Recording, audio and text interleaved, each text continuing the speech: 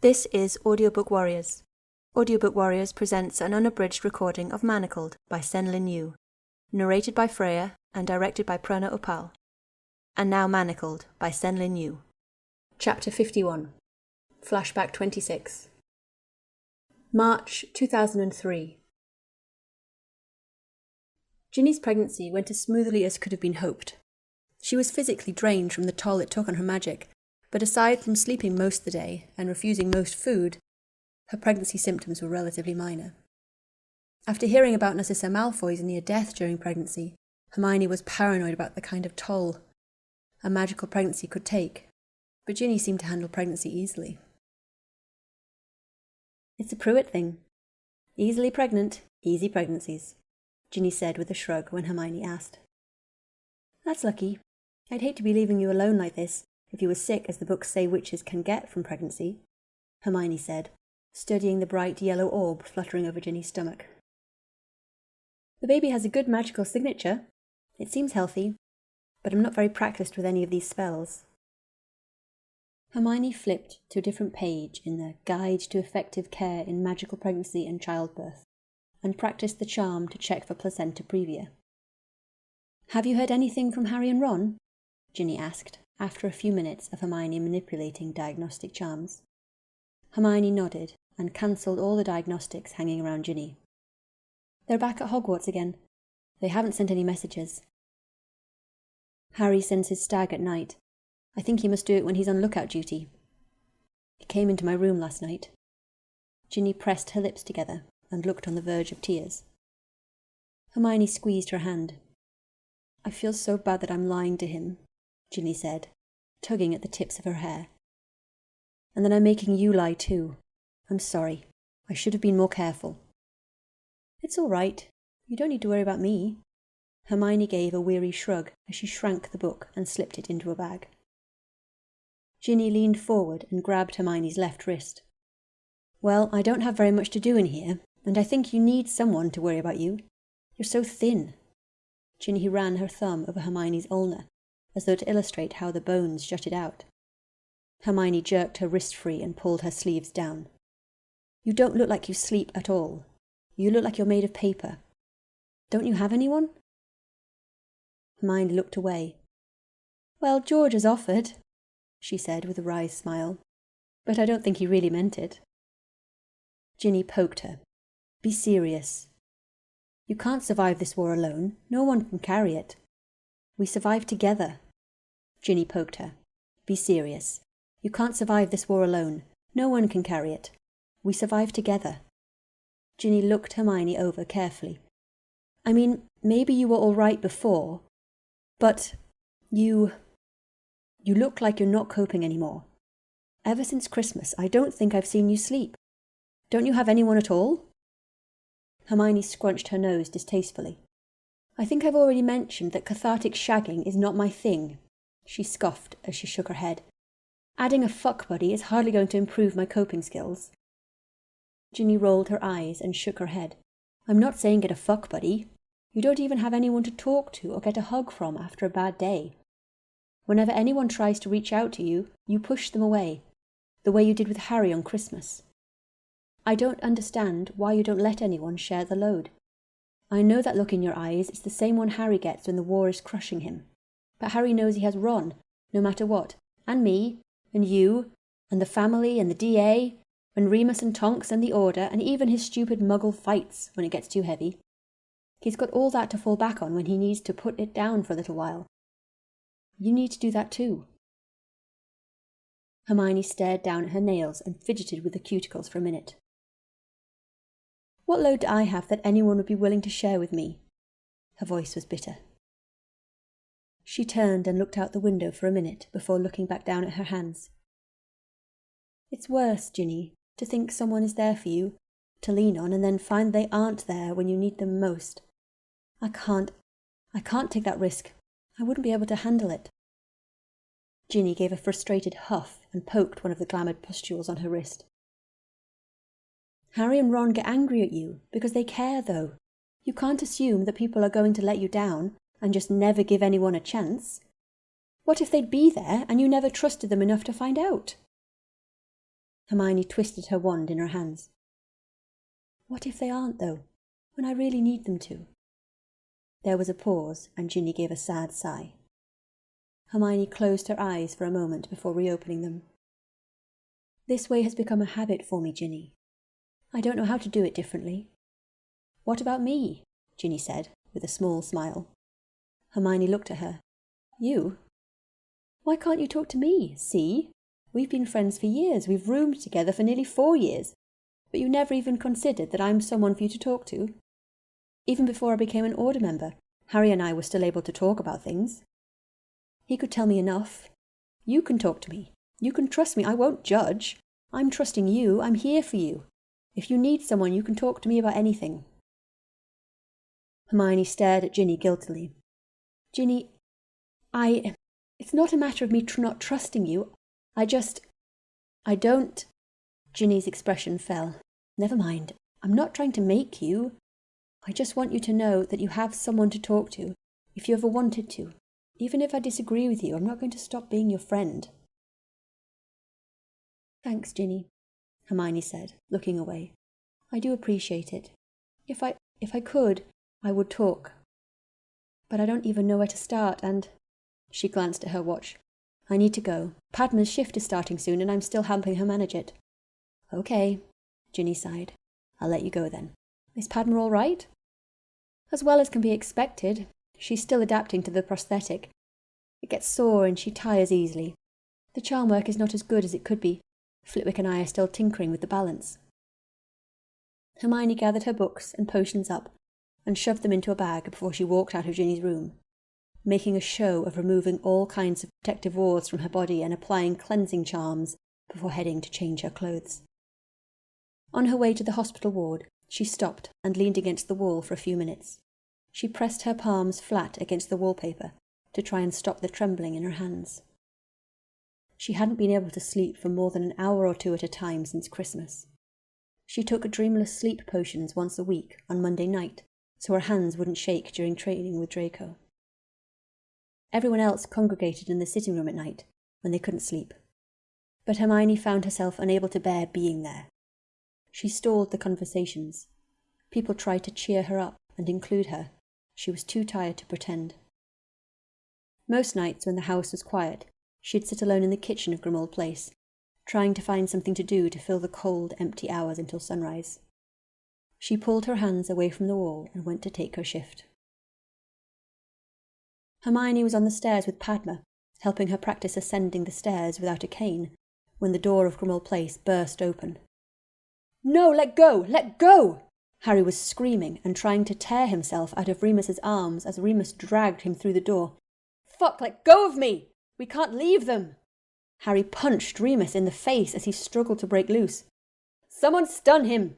Remus snapped as he slammed Harry to the floor and pinned him there in order to keep him from twisting free. "God, no! Fuck! You left Ron! Let me go! You can't make me leave him!" Hermione whipped her wand out and caught Harry the side of the head with a stunner. Harry slumped down limp. "Don't wake him unless he's restrained," Remus snapped, turning and rushing out the door and apparating before anyone could ask questions. Hermione left Padma on the stairs and hurried down to Harry's limp body. She cast a diagnostic, checking him over carefully. He was covered in dirt and had a concussion and several fractured ribs. Several nails had been torn off, and he was carrying cursed injuries. "Someone send a Patronus to Kingsley and Moody," Hermione said in a sharp voice as she counted the curses. She levitated Harry off the floor and took him up to the hospital. It didn't take long to repair Harry's injuries. Then she poured several strengtheners and restorative potions down his throat. She hovered over him, wiping his face clean and watching the colour slowly come back to his features. She pushed his wiry hair back from his face and traced a fingertip along his scar. "Oh, Harry, Harry, Harry," she murmured under her breath and pressed her forehead down against his. "Please, Remus, bring Ron back." She stayed beside Harry until Neville appeared, accompanied by Charlie, who was carrying an unconscious Tonks. Padma came in behind them. Neville's wand arm was broken in multiple horrifying angles. "What happened?" Hermione asked, as Padma levitated Tonks onto a bed. Fuck if I know, Neville said. He was so pale his skin was nearly translucent. Hermione cast a diagnostic. He'd been hit in the arm with the acid curse and he was showing signs of being crucioed. They must have expected we might eventually use the tunnels. We tripped an alarm or something. Suddenly there were more than a dozen Death Eaters in there. There were anti-apparition wards. We didn't even think to check for them while digging.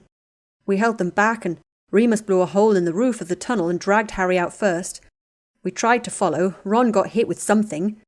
Anthony and I were trying to get him, but they got my wand arm with the acid curse.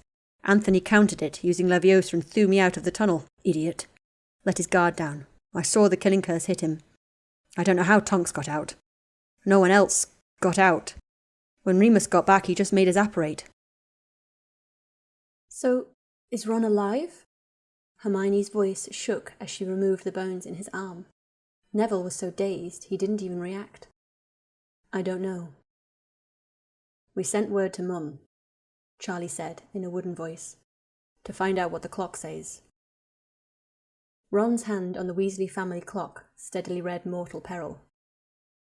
Hermione went personally and stood staring at it beside Molly Weasley, who had taken up vigil there.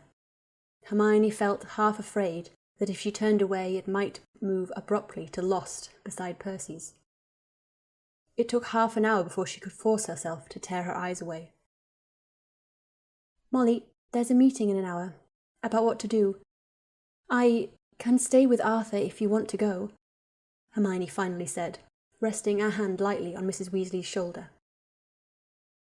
Molly didn't look away from the clock. She shook her head. No, I have to stay here, dear. The boys will be here. I have to stay here. Hermione withdrew her hand. I'll go and make you some tea before I go. The meeting was seething. We are not going to attempt any suicide missions to get into Hogwarts, Kingsley said as soon as the debriefing was completed. He was utterly calm, despite the tension vibrating through the air. Getting into the school was already a top priority mission, and it continues to be.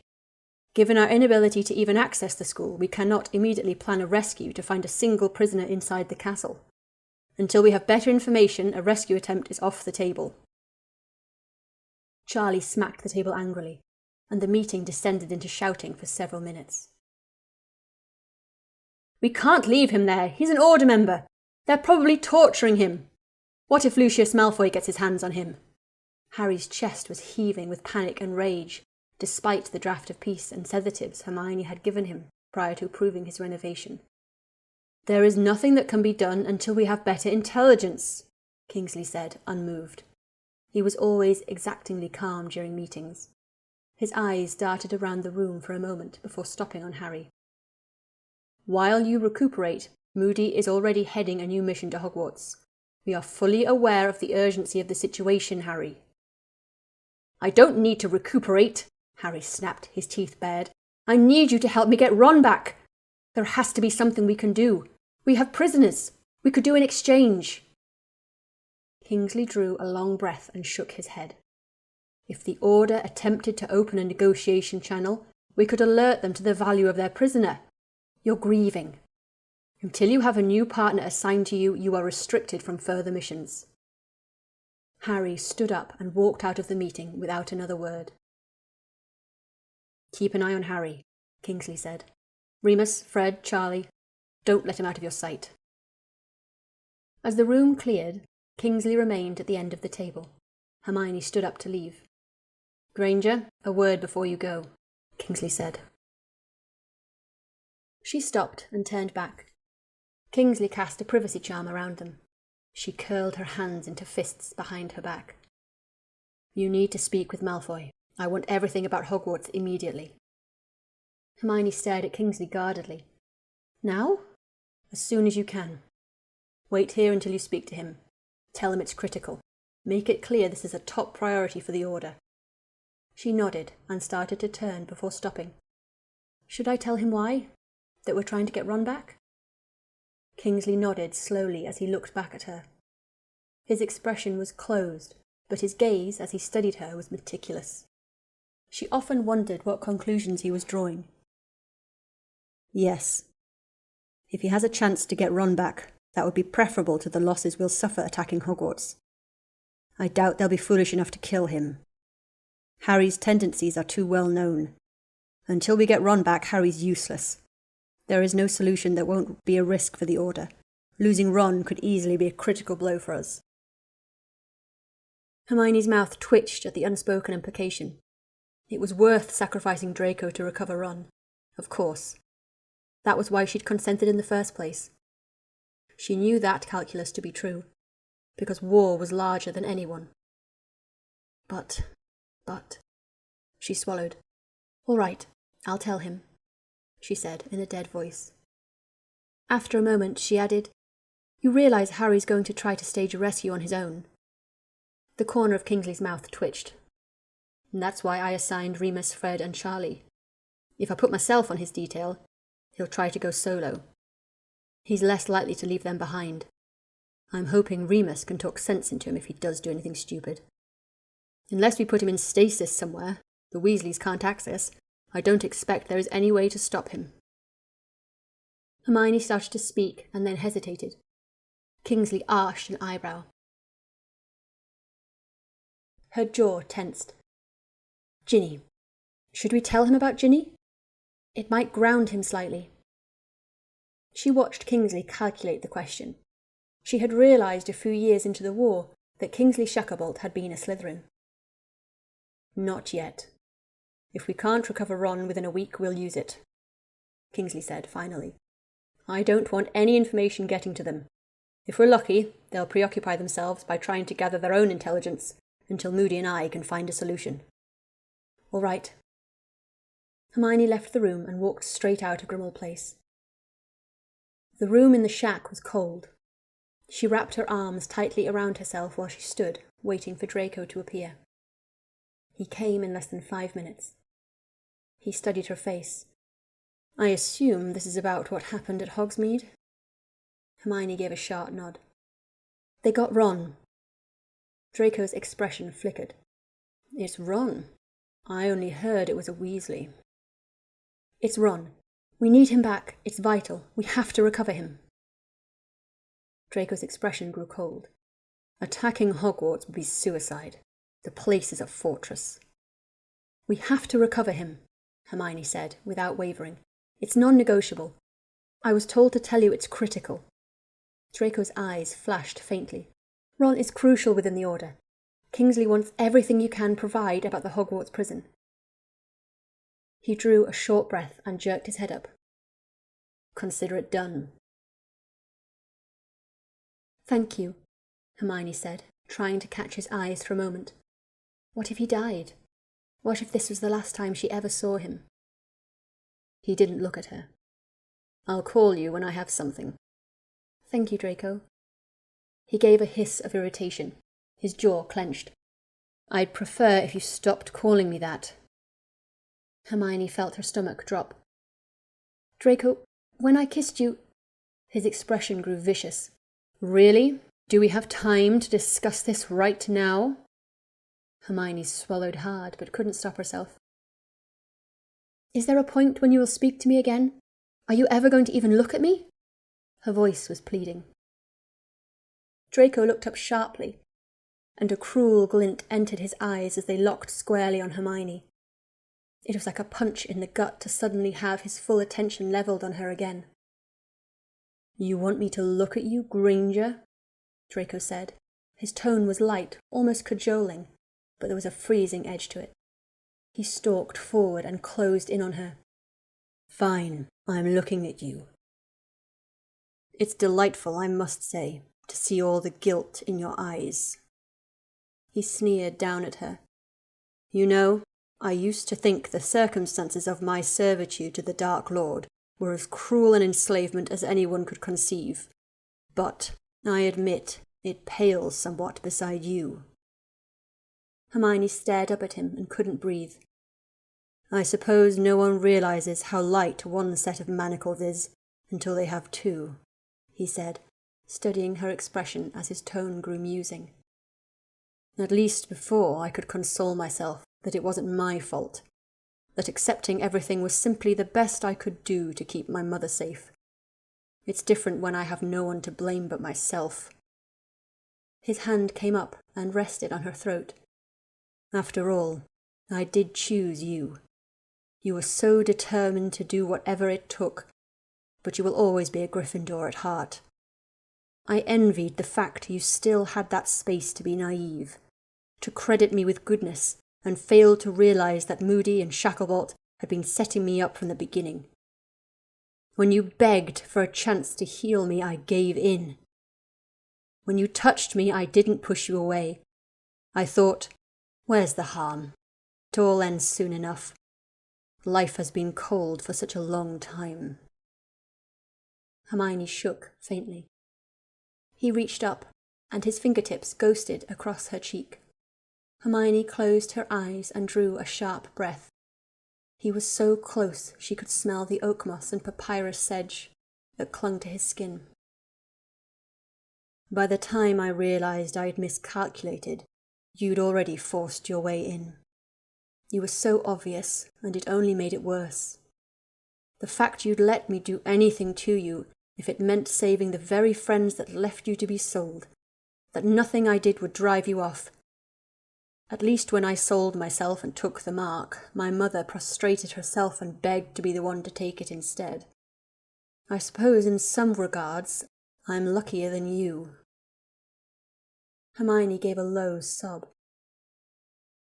"Then, after you nearly died in Hampshire, I thought, at least I can keep her alive. She deserves to have someone who cares enough to try and keep her alive. I thought eventually you'd give up. But of course you will do anything to save the people you feel responsible for. Of course you'd weaponize your own guilt in order to use mine." He gave a low, bitter laugh. "I'm sure there is something poetic in it all, but right now all I feel is a new set of manacles." His hand wavered for a moment before he withdrew it and stepped away from her. "So forgive me if I dislike looking at you. I'm still adjusting to the ways the new ones chafe." He turned and apparated silently away. Hermione sank to the floor and rested her head on her knees while she fought to breathe. She returned quietly to Grimmauld Place and found her potion closet had been broken into. She checked the inventory and found several doses of Polyjuice potion, and 2 whole vials of Veritaserum had been stolen. None of the concealed compartments had been touched. Padma feigned ignorance when Hermione asked about it. "I was on the other floor. By the time I got downstairs, whoever did it was gone," Padma said with a shrug. "I can't imagine what anyone needs with 80 doses of Veritaserum," Hermione said in a biting tone. "You'll need to recalculate rationing until the next batch finishes next month. Perhaps the next time you forget to activate the alarms when the wards are breached, ensure the thieves understand how Veritaserum dosage works." Padma flushed and limped away. Hermione set to replacing the wards on the closet and then went to check on the occupants in the hospital ward. Having regular shifts in the hospital while Padma recovered was a relief. Something to do.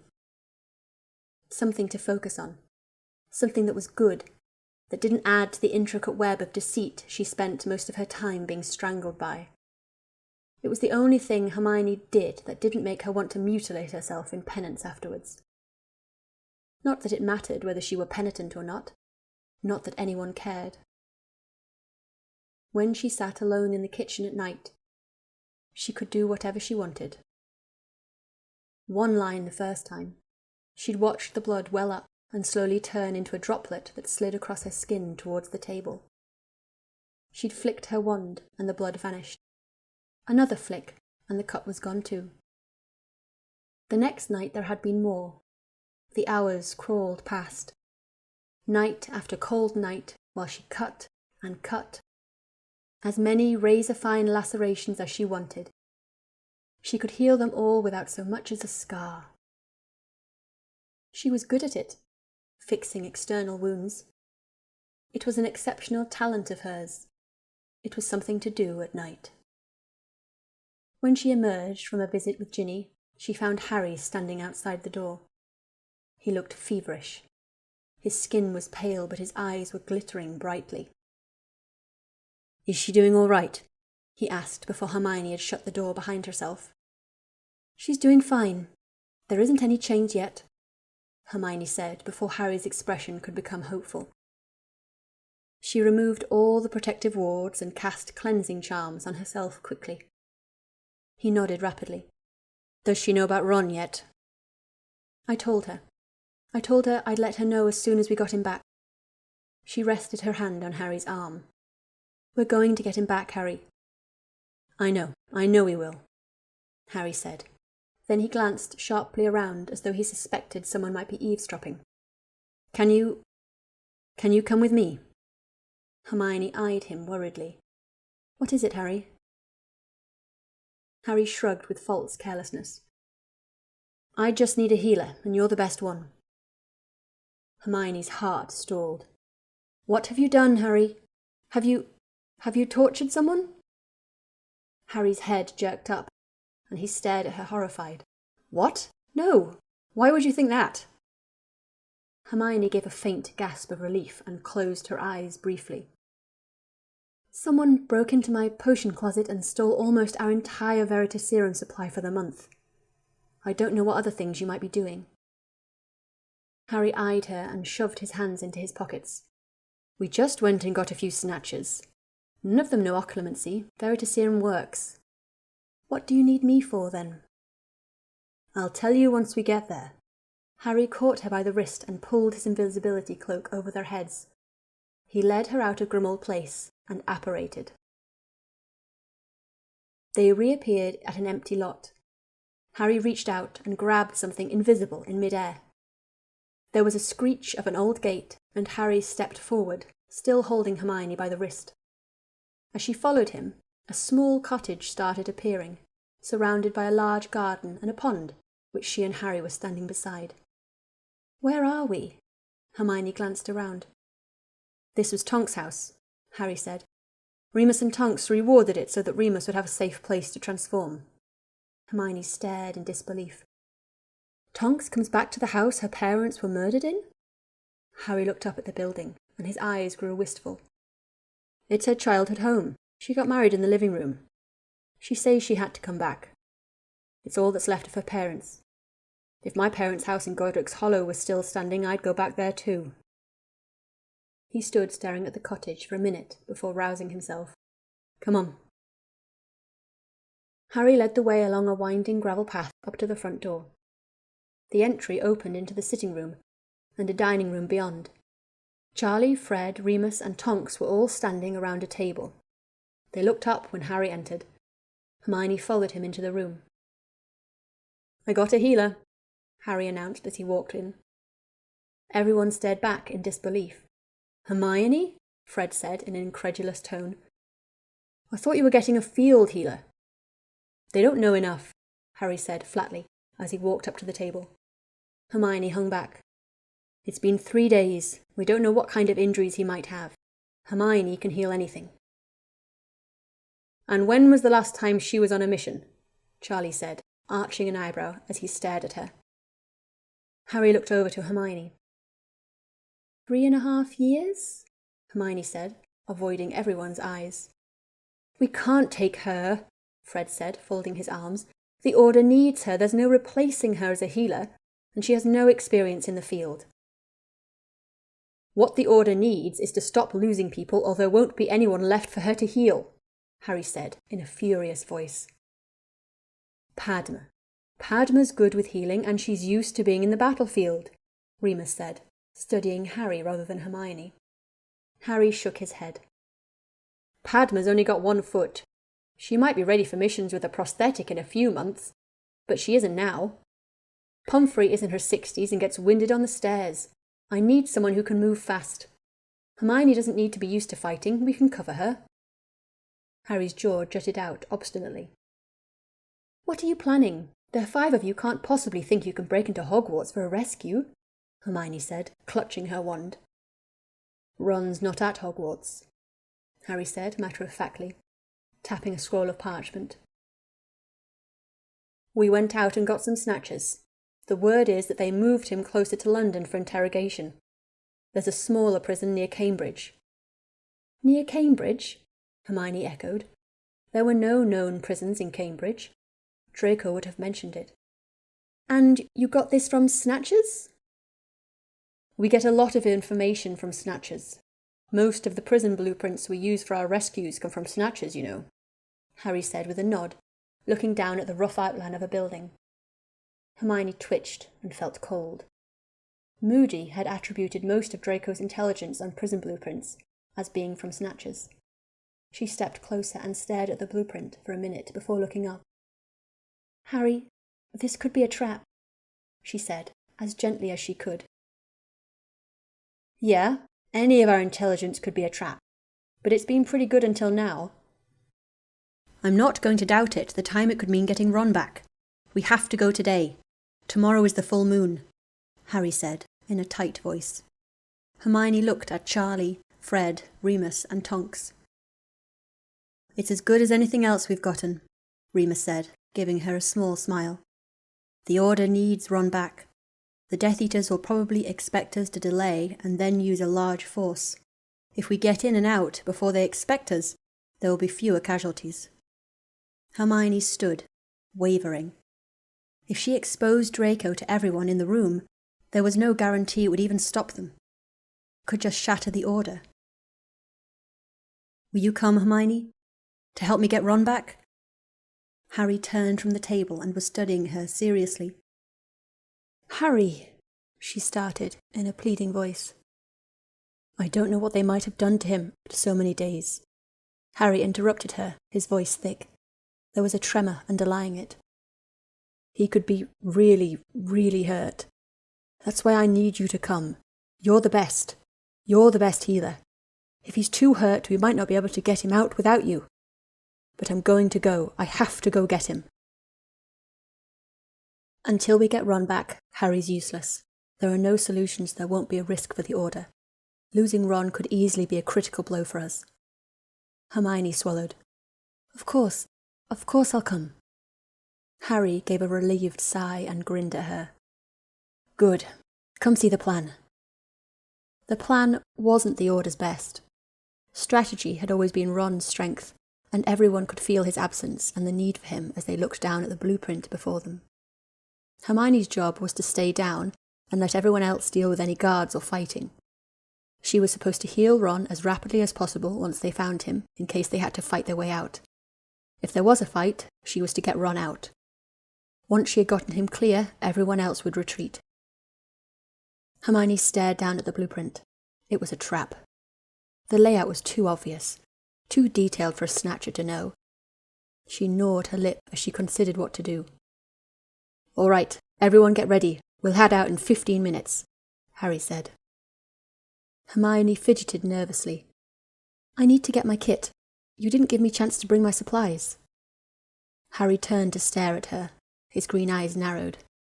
"Are you trying to sneak back and contact Kingsley so he can stop us?" The corner of Hermione's mouth twitched. "No, I won't." "Promise?" "I promise. I'll just get my kit from Grimmauld Place, then leave. I won't tell anyone in the Order or the Resistance." Harry gave a slow nod. "All right, go fast. If you aren't back in 15 minutes, we're going to leave without you." Hermione rushed out of the cottage and apparated to the shack. She waited for a few minutes. She felt cold with terror. Moody was in Scotland. Kingsley was out gathering reconnaissance reports. There was no one to contact quick enough. No one who would or could stop Harry. If she sent a Patronus, she had nothing to say but that Harry was walking into a trap somewhere near Cambridge. It wasn't enough information for Kingsley to act on in time. If Draco knew something, if he could tell her something concrete, she might be able to use it to dissuade Harry. She gnawed at her fingernails and twisted at the collar of her shirt. Finally, she swallowed hard. Draco wasn't coming. It had been nearly 10 minutes. She was out of time. She conjured a piece of paper and scribbled a note for him with the relevant details. Location, strategy, her suspicions. So if he came, at least he'd know why she'd called him. She used a sticking charm to place it in the centre of the floor where it would be impossible to miss, and headed to Grimmauld Place. She sprinted up the stairs to her closet and pulled out her healing kit. It was almost identical to the one she'd given Draco, but with a few more specialised potions and bandages and splints. She shrank it down and stuffed it into her pocket, and then pulled up a floorboard and snatched up her knives. She strapped one onto her left arm under her shirt, and then the other one to her calf under her trousers. She started to reach for her cloak, but drew her hand back. Too obvious. It would raise questions. She stood up and rushed back out to the door. Harry and everyone else was standing in front of the Tonks cottage when she appeared. "Watcha, Hermione? You thought you'd split?" Tonks said. Hermione shook her head. "No, I just had to make sure I had everything. I don't usually heal outside of the hospital ward." Tonks nodded. "All right, grab on. I'm operating everyone since I did the scouting." Hermione gripped Tonks' arm, and the group vanished with a sharp squeezing sensation and reappeared in a forest. A large, derelict stone house stood in a nearby clearing. "There's an anti-apparition ward about halfway across the field. Once you've got Ron, Hermione, get him past the wards and take him back to the cottage. That way we can make sure he's not tagged or traced before we go to one of the safe houses," Harry said quietly. "All right," Hermione said, nodding as she stared at the building. Her heart was beating so hard it hurt. She fidgeted with her wand and felt through her shirt to reassure herself that her knife was still there.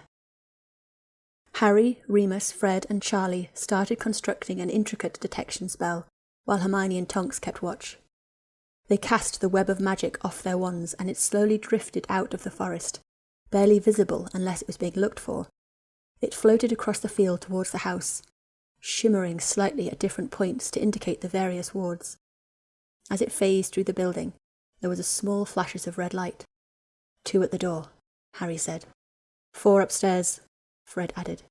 More than 10 in the basement, Charlie said. I bet that's where they've got Ron. We go fast, Harry said. His wand was clenched in his fist and his eyes were glittering as he stared at the building. He was bouncing on the balls of his feet. With the detection wards in there, we've got 10 minutes tops before reinforcements show up. Hermione, all you do is get Ron out. Not me, not Hermione, you. Make sure you subscribe to this channel and tap that bell. Thank you very much.